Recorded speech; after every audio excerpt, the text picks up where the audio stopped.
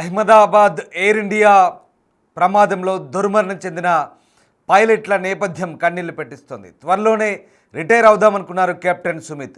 మరోవైపు ఉద్యోగానికి రాజీనామా చేసి వచ్చేస్తానంటూ తండ్రిని బాగా చూసుకుంటానంటూ కూడా సుమిత్ హామీ ఇచ్చాడు. ఈలోపే విమాన ప్రమాదంలో సుమిత్ దుర్మరణం చెందాడు. ముంబైలోని పోవై ప్రాంతానికి చెందిన వ్యక్తి సుమిత్. పెళ్లి చేసుకోకుండా 82 ఏళ్ల తండ్రితోనే ఉంటున్నాడు సుమిత్. ఇటు పైలట్గా కెప్టెన్ సుమిత్కు అపార అనుభవం ఉంది. సుమిత్ సబర్వాల్కు 8200 గంటల ఫ్లయింగ్ అనుభవం ఉన్నట్టుగా చెప్తున్నారు. డీజీసీఏలోనే పనిచేసి రిటైర్ అయ్యారు సబర్వాల్ తండ్రి. సబర్వాల్ బంధువుల్లో 2 పైలట్లుగా ఉన్నట్టుగా తెలుస్తుంది. మరోవైపు కో పైలట్ క్లైవ్ కుందర్ కూడా దాదాపు 1100 ఫ్లయింగ్ అనుభవం ఉంది. 1100 గంటలు నడిపిన ఫ్లయింగ్ అనుభవం ఉంది. కుందర్ తల్లి ఫ్లైట్ క్రూలో పనిచేశారు. పైలట్ కావాలని మొదటి నుంచి కలలు కన్నారు కుందర్. ఎయిర్ ఇండియాలో చేరి తన కలను సాకారం చేసుకున్నారు కుందర్. ఎంతో అనుభవం సాధించాలనుకున్నారు, కానీ ఈలోపే దుర్మరణం చెందారు కుందర్. ఈ నేపథ్యంలో ప్రస్తుతం ఈ ఇద్దరి స్టోరీ హృదయ విదారకంగా ఉంది. ఇక ఇద్దరివి వేరువేరు నేపథ్యాలైనప్పటికీ కూడా పైలట్ కావాలనే కలలతో ఇద్దరు కూడా, ఒకరైతే కెరీర్ను ముగిద్దామనుకుంటే మరొకరు కెరీర్ను ప్రారంభించి గొప్పగా మలుచుకుందామనుకున్నారు. కానీ ఆలోపే విధి వక్రీకరించింది. వారిద్దరు కూడా అహ్మదాబాద్ ప్రమాదంలో దుర్మరణం చెందారు. ఒకరు ఎంతో అనుభవశాలి కాగా మరొకరు ఇప్పుడిప్పుడే కెరీర్ను మొదలుపెట్టారు. సబర్వాల్ బాధ్యతల నుంచి తప్పుకోవాలనే యోచనలో ఉంటే క్లైవ్ కుందర్ మాత్రం భవిష్యత్తు గురించి కలలు కన్నారు. ఇక ఫ్లయింగ్ అనుభవం వీరిద్దరికి కలిపి దాదాపు 9300 గంటలు కాగా ఇందులో సబర్వాల్ ఒకటికి 8200 గంటల అనుభవం ఉంది. పైలట్ సుమిత్ సబర్వాల్ 58 సంవత్సరాలు ఉన్నారు.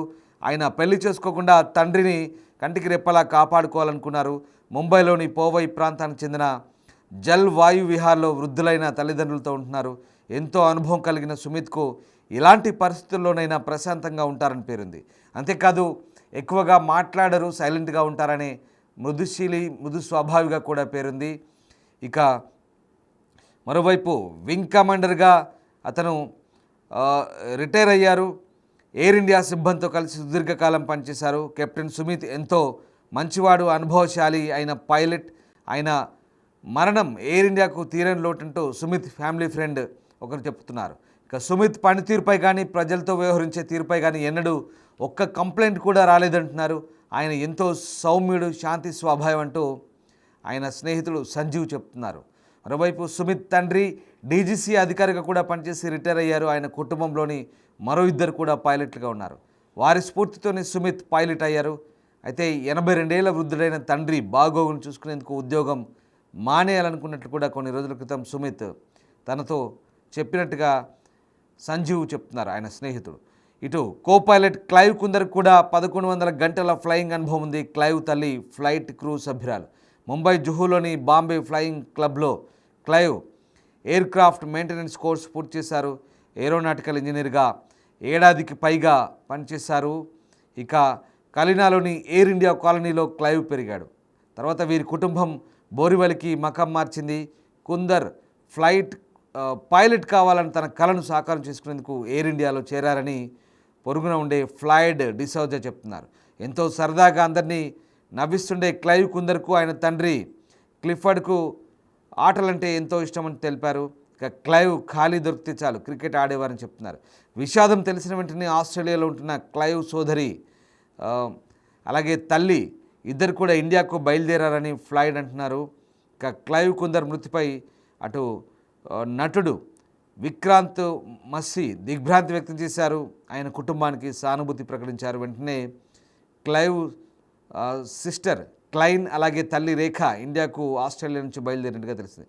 మొత్తం మీద ఇద్దరి స్టోరీస్ కూడా గమనిస్తే ఒకసారిగా ఒకరు కెరీర్ను ముగిద్దామనుకున్నారు, మరొకరు కెరీర్ను అప్పుడే బిల్డ్ చేసుకుందాం అనుకున్నారు. ఒకసారి మనం ఆ దృశ్యాలు చూడొచ్చు. సుమిత్ సబర్వాల్ తండ్రి, ఆయన కూడా డీజీసీఏలో డైరెక్టర్ జనరల్ ఆఫ్ సివిల్ ఏవియేషన్లో అధికారిగా పనిచేశారు. ఆయన 82 ఏళ్ల వయసు. వీళ్ళిద్దరు కూడా ముంబై వాసులే. ఇక కెరీర్ ముగించి తల్లిదండ్రులకు సేవ చేయాలని సుమిత్ సబర్వాల్ భావించారు. దీనికోసం ఆయన పెళ్లి కూడా చేసుకోలేదట. మృదు స్వభావి, ఎవరితోనూ ఎక్కడా గొడవలు పెట్టుకుని దాఖలు లేవు. ఇన్ని రోజుల కెరీర్లో ఎక్కడ ఒక చిన్న కంప్లైంట్ కూడా ఆయనపై రాలేదని చెప్తున్నారు. చాలా సౌమ్యుడిగా చెప్తున్నారు.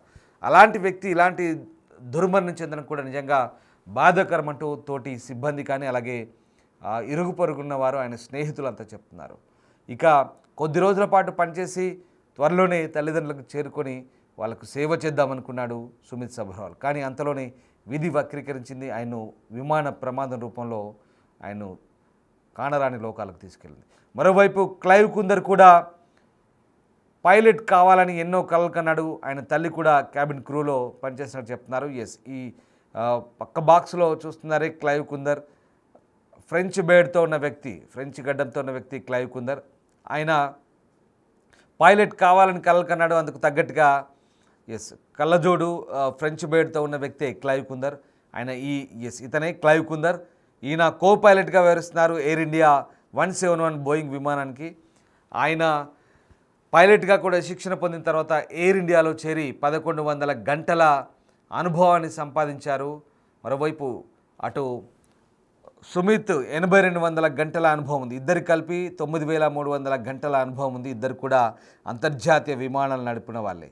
అయితే ఒక్కసారిగా అనుకోని ప్రమాదంతో అహ్మదాబాద్లో బయలుదేరిన బోయింగ్ ఎయిర్ లైనర్ సడన్గా 30 సెకండ్ల లోపే క్రాష్ అయింది. పూర్తిగా తునాతునకలైంది. భారీ బ్లాస్ట్తో 242 మందిలో 241 మంది దుర్మరణం చెందారు. కేవలం వాళ్ళు మాత్రమే కాదు, ఆ ఫ్లైట్ కింద పడ్డప్పుడు కింద ఉన్న ఆ భవంతుల్లో ఉన్నటువంటి మెడికోలు అలాగే సీనియర్ రెసిడెంట్ డాక్టర్లు కూడా మృతి చెందిన ఈ దుర్ఘటన ఒక్కసారిగా ప్రపంచవ్యాప్తంగా కలిసివేసింది. ఈ దుర్ఘటనపై ఇప్పటికీ దర్యాప్తు కొనసాగుతోంది. బ్లాక్ బాక్స్ లభ్యమైంది. ఇక ప్రమాదం ఎలా జరిగింది, అసలు ఎలాంటి లోపాలు చోటు చేసుకున్నాయనే అంశంపై కూడా లోతైన దర్యాప్తు సాగుతుంది. ఇప్పటికైతే దుర్మరణం చెందిన వారి మృతదేహాలను గుర్తించేందుకు DNA పరీక్షలు అయితే వేల సంఖ్యలో చేస్తున్నారు. వారి బంధువులకు మృతదేహాలను అప్పగించే కార్యక్రమాన్ని చేస్తున్నారు. ఇప్పటికే ప్రధాని మోదీ కూడా ఆ ప్రాంతాన్ని సందర్శించారు, హోంమంత్రి సందర్శించారు. ఇక ఈ ప్రమాదంలో బయటపడ్డ ఒకే ఒక్క మృత్యుంజయుడు రమేష్ విశ్వాస్ కుమార్ కూడా ప్రస్తుతం ఇప్పుడే ఆసుపత్రిలో కోలుకుంటున్న పరిస్థితి కనబడుతుంది. మొత్తం మీద ఈ ఘటన ప్రపంచవ్యాప్తంగా దిగ్భ్రాంతి గొల్పింది.